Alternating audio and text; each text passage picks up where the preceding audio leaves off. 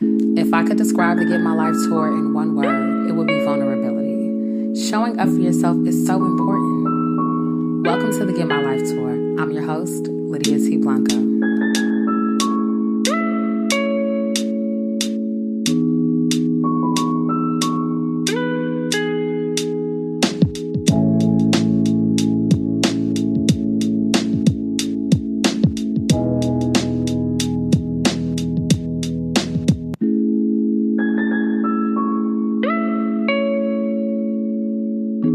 Hey y'all, and welcome to the Get My Life tour. It is me, your host, Lydia T. Blanco, and as always, I am so excited that you decided to show up for yourself and take center stage in your life.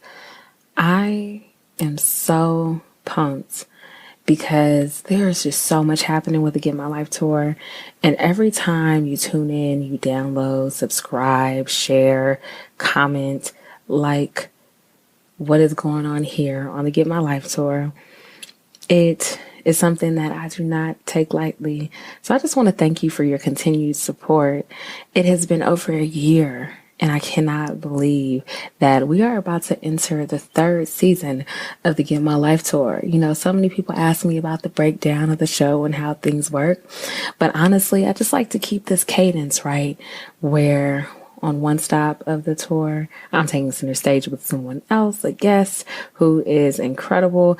And then on the other stop of the tour, I take center stage by myself. So I'm so grateful. Okay. And I was thinking about what it was that I was going to speak about for quite some time on this stop of the tour.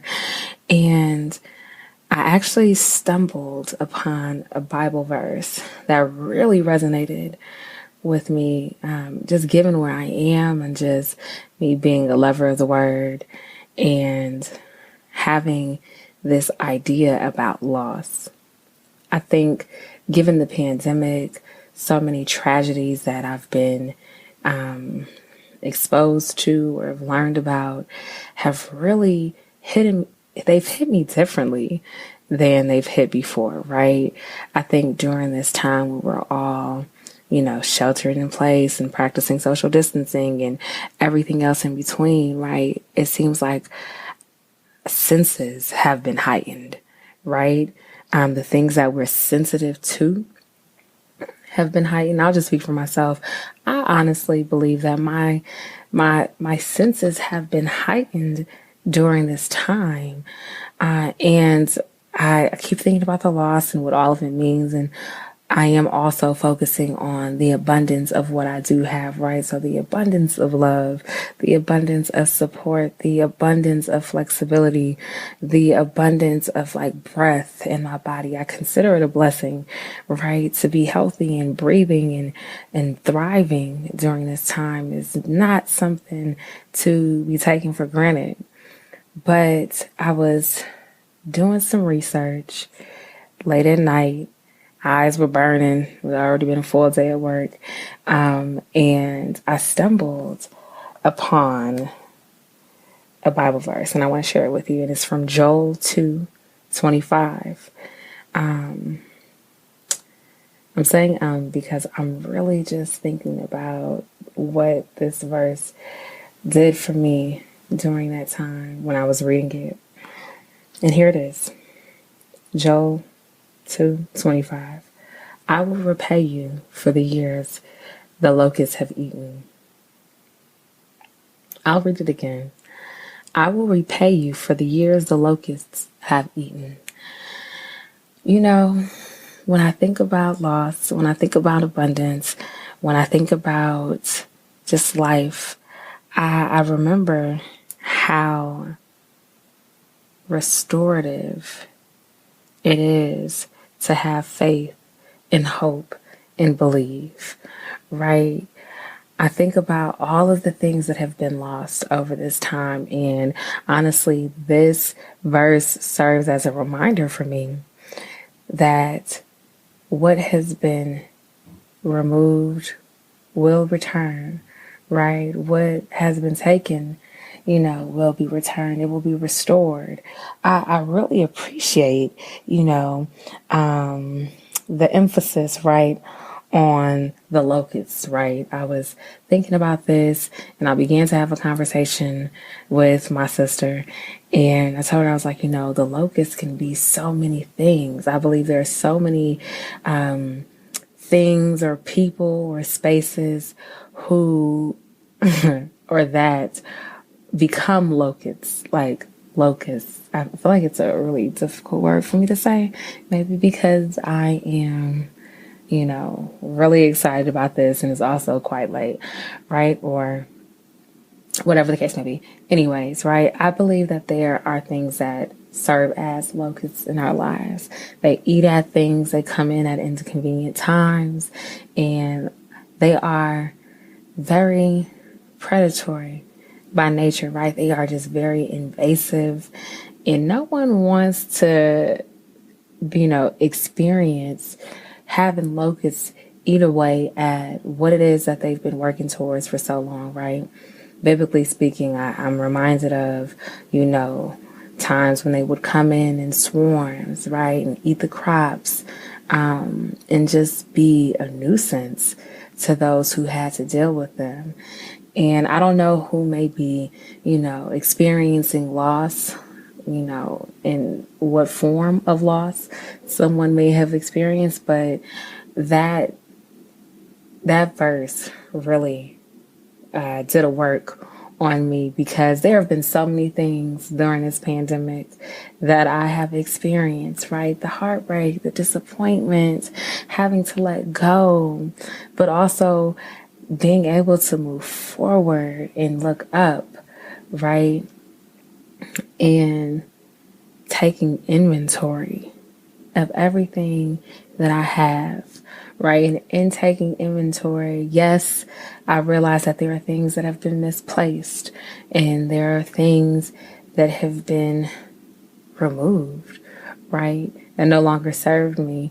But when I think about the things that the locusts have eaten, right, I get excited because I am reminded that I will be repaid for the things that they have eaten, right? For me, that is a word, okay? That is truly a word. 2020 has taken so much, okay? Has taken so much. And I know I am not the only person who feels this way, right? There's so much going on in the news, around the world, in our community.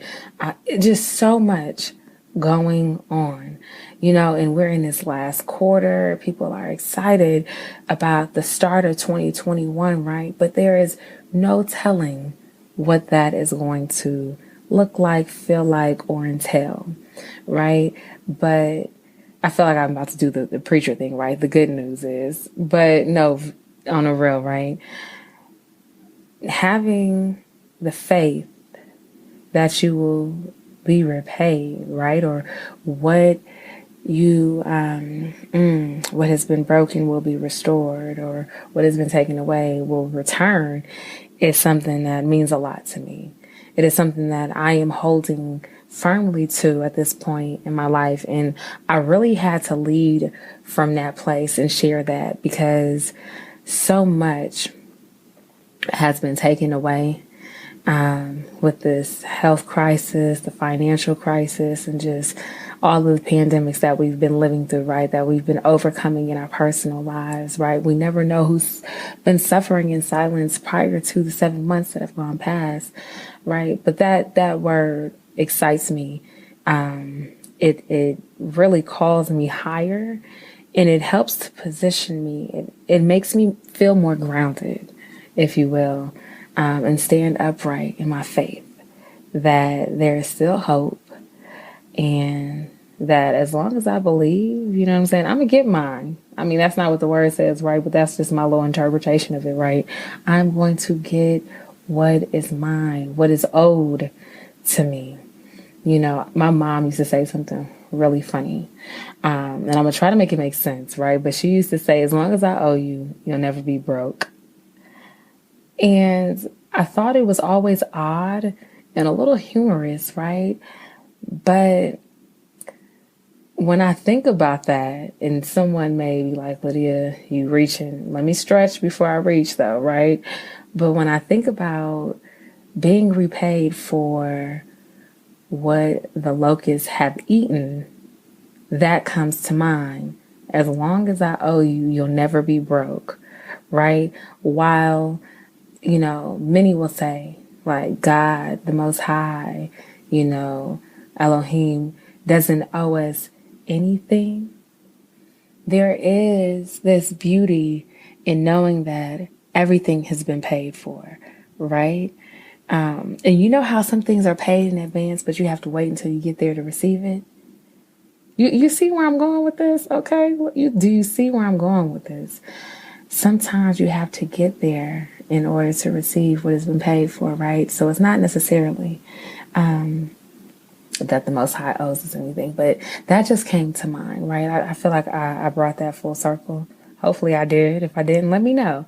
But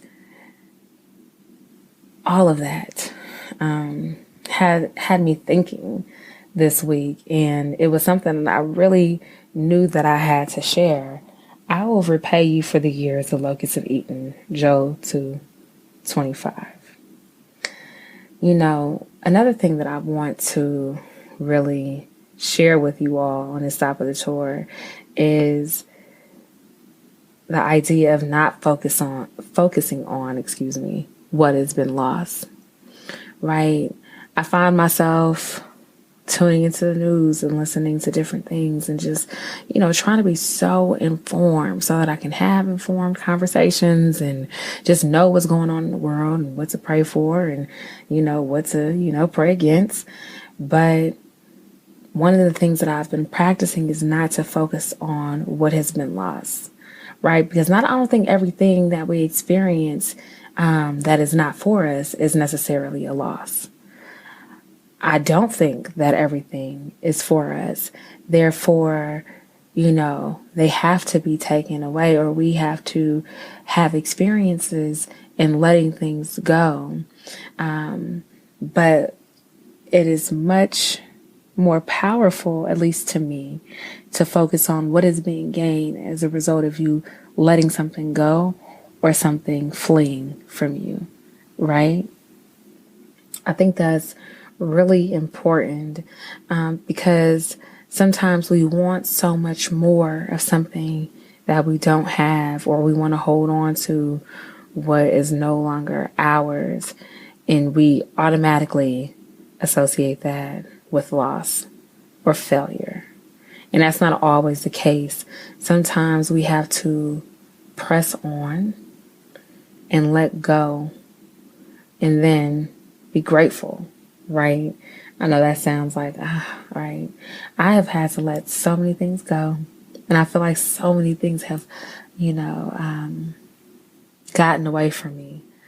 But as those things continue to, become smaller or appear smaller in the distance, I'm able to reevaluate, whatever the situation at hand is, and know in my spirit and at my core, like, what? It was good while it lasted. That wasn't it. You were supposed to experience that, but it wasn't a loss. It was a learning experience, right? And sometimes we get so stuck on experiencing something where we are, and then we become complacent or so okay with something that we were only supposed to experience, and we don't move forward on our journeys. Look, I really hope that what I'm sharing is helpful, because I've been sitting with this and I'm like, okay, this is what I have to dedicate this stop on a tour to, because I honestly feel like someone needs to hear this. There's a lot to make sense of, a lot to experience and then make sense of. So I hope that this is truly what someone needs, right? The last thing I want to offer, because I actually do not want to be late. I fun fact, am in Lake Tahoe right now. So this stop of the tour, I'm in Tahoe, not on the East Coast, but still here on the West Coast. For those who are not familiar, I'm in the mountain area or mountainous area of California, borderline of Nevada. And there, oh my gosh, there is this beauty to this place. I feel like being here puts so much into perspective because I'm at a higher elevation.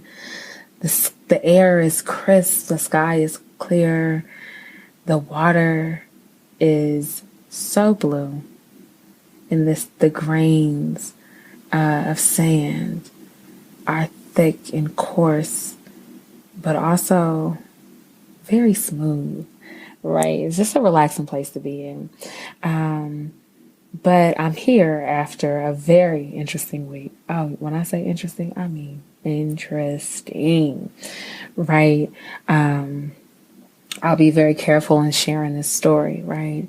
But I had an opportunity present itself and I was very excited about it. There was a contract involved, and, as someone who is an independent storyteller and, figuring this whole entrepreneurial journey out, even though I know a lot, right? But applying and knowing are two different things. But I was so excited. And within hours of the opportunity, I had to say no thank you. And my no thank you sound different than what I just said it, right? It was more of a no, thank you, but no, right? And I had to wrestle in that moment with the idea of this experience being a loss or it being a way for me to understand who I am better and what it is that I am willing and not willing to do. Right? And as I wrestled with that, I had to realize it was not a loss, right? Now, the person, yes, that was a loss for them. Like me moving forward, me moving on was most definitely a loss. And I wrestled with that too. I was like, wow, do I really want this person to experience loss because I have to move on? And I was like, well, what came after the because was more important than the idea of having someone else, excuse me, to figure it out, right?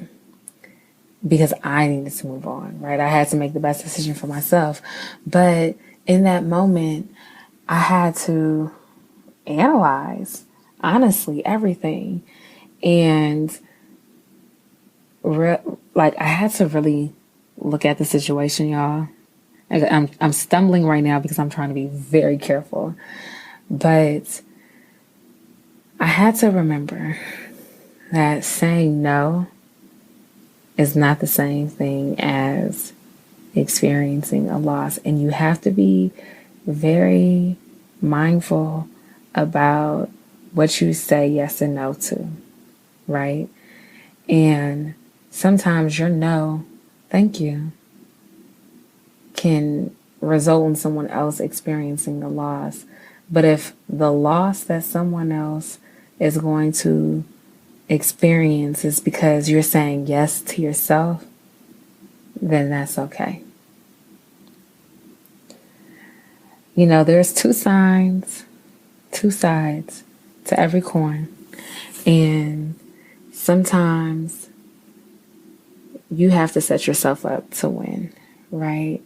So that'll be my final point. Set yourself up to win, period. Like, if you're not setting yourself up for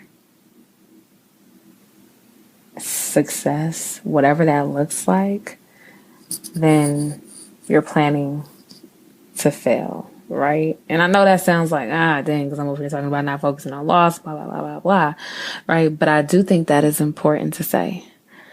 Set yourself up to win. And that doesn't mean that you won't experience hard times or whatever the case may be, difficulty, uncertainty. But it does mean that you'll be better positioned to experience what you've planned for. So I'm thinking about my mic drop moment, and this is relative, right? But what I will say to you is think about loss as an opportunity to leverage. There are so many of us who've had the experience of doing more with less. And I think that loss presents that opportunity. Not that you have to struggle, not that, you have to, maybe you do have to do something out of the ordinary, right? But whatever that thing is that is no longer there, use whatever might you have to leverage, right? And do more with less. So many of us have had to do that. And I know this can sound like unconventional advice because I don't know what it is that you may have lost, right? But the reality is that you will have to do something without whatever it is that you lost. And if you can find a way to at least do, right, at minimum, but do more with less, I think that somewhere along the way you'll fill whatever void might be there. I'm so grateful for your time, your attention, your commitment, and all of your support. I'm grateful. I said it before, but I'm so serious. It's one thing to just be talking, to just talk, but to actually be building community is one of the things that, it's honestly one of my missions in life, right? To be building community through storytelling. But look, if you want to stay connected with the Get My Life Tour, be sure to subscribe, to download, to follow the Get My Life Tour on every social media platform with the exception of Twitter because it's too long. So it's at Get My Life Tour.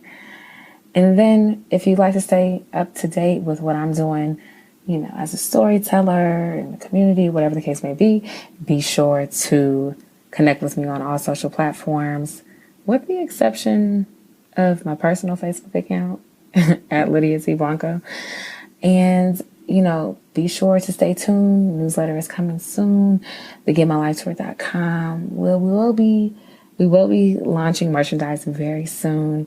And as always, y'all are the best. You really are. Look, I look forward to staying connected with you. Let me know what you think about this stop on the tour. Feel free to email me at joinme@thegetmylifetour.com. I can't thank you enough for showing up and for listening and tuning in with your heart. It has been real. Until the next stop on the Get My Life Tour, peace.